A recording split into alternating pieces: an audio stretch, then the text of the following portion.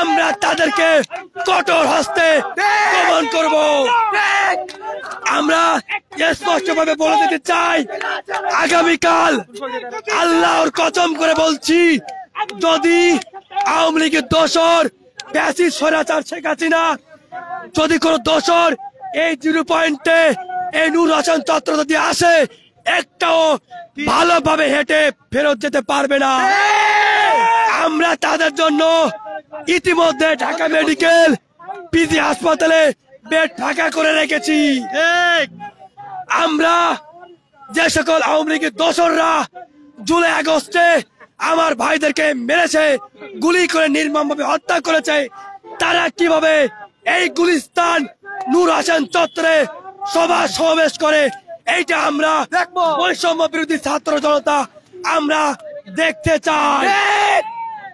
আমরা আরো একটা কথা স্পষ্ট ভাবে বলে দিতে চাই, যদি এই আওয়ামী লীগের দোসররা যদি নতুন ভাবে আগামীকাল কোন ষড়যন্ত্র করতে চায়, আমরা ছাত্র জনতা প্রত্যেকটা মোড়ে মোড়ে, প্রত্যেকটা বাস স্ট্যান্ডে এবং সিএনজি যে সকল জায়গায় রয়েছে, আমরা প্রত্যেকটা চেকিং করা শুরু করেছি এবং তারা কিভাবে ঢাকায় ঢোকে এটা আমরা দেখতে চাই।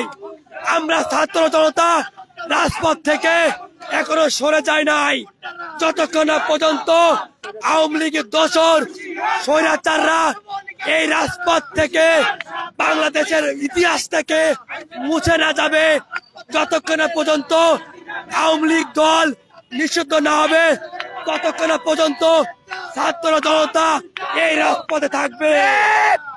এই জন্য আগামীকালকে আমরা ছাত্র জনতা আইন শৃঙ্খলা যত বাহিনী রয়েছি, আমরা সকলে ঐক্যবদ্ধ ভাবে আওয়ামী ফ্যাসিস্টদেরকে প্রতিহত করব ইনশাল্লাহ। কালকে একটা কর্মসূচি দলে আপনারা শুনতে পেয়েছেন যে কর্মসূচি দিয়েছে, খুনি হাসিনার দালালেরা কর্মসূচি দিয়েছে, তার সাপেক্ষে আজকে আমি এসেছি প্রতিহত করার জন্য, তাদেরকে আবার উঁচু ভাবে দাঁড়ানোর জন্য। আমরা